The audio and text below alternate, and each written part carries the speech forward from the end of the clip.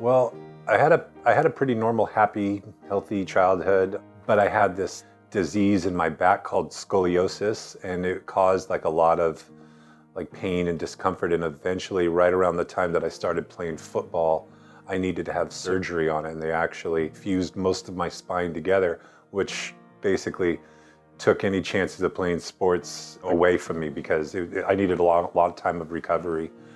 I needed to learn how to walk again. And from that, all of the friends that I hung around with, I kind of lost. So that was when I started in with the wrong crowd and the guys who were, smoking pot and smoking cigarettes. And I remember where I was probably 15 or 16 years old, still recovering. And I sat there in the visitors dugout of the Gilroy High School baseball, field, drinking with a buddy of mine. And that was the first time. And from then I always said I was a normal drinker. And I dated off and on. I met a girl. We fell in love. I had every intention of marrying her. But I came home one day from work, and this is the woman that I was going to marry. She was packing her belongings up and leaving and telling me she didn't want to marry somebody who was drunk all the time. I continued to kind of just spiral out of control. I moved to San Francisco. I made friends with all the local bartenders. I became a bartender myself.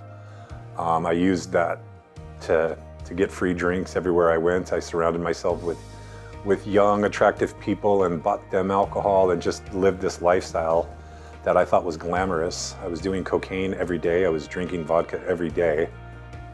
And then it started to kind of catch up to me health-wise. So I decided I wanted to quit drinking. My first attempt, I went to this 30-day program. I think my family and I spent something like $17,000.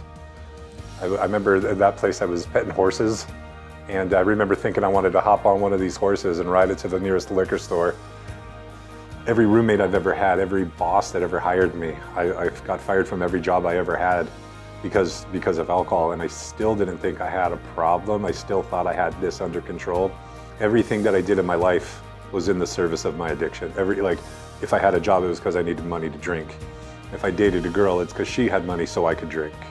When I still lived in California, I met a woman who worked for Teen Challenge in California, and she told me about Teen Challenge. And I asked her, well, how long is it? And she told me it was a year long. And I said, no. And she said, and it's faith-based. I said, absolutely not. And I was in a little town in Oregon called McMinnville in the Walmart parking lot, and pouring down rain, crying, suicidal, and just wanting it to end. I remember this woman telling me about Teen Challenge, and I remember feeling something that I need to go, and I remember thinking that it's faith-based. And I thought, well, nothing else has worked, so I'm gonna give it a try. And I was pouring, I was crying, and I made some phone calls, and the intake coordinator for the Central Oregon Men's Campus called me back, I wanna say within 15 minutes. I was still in my truck, still crying, still drunk, and somehow he got a hold of me. But what happened shortly after I got here at a local church, which is actually now my home church, I was sitting there going through the motions, telling everybody that I believed in God, praying because that was what was expected of me. But I had a moment with the Holy Spirit that I can't describe, except for that it was a physical feeling. There was a physiological change in my body, and I felt the presence of the Holy Spirit. And I'm getting emotional just thinking about it because I never thought in a million years I'd ever be able to stop drinking. I never thought that I'd have any type of relationship with the Lord. And it was in a singular moment, a moment that lasted seconds, and I knew. And that made the rest of the program pretty easy. And that made me not want to be a terrible person to my family and what I've put them through. It made me want to grow and change, and I did.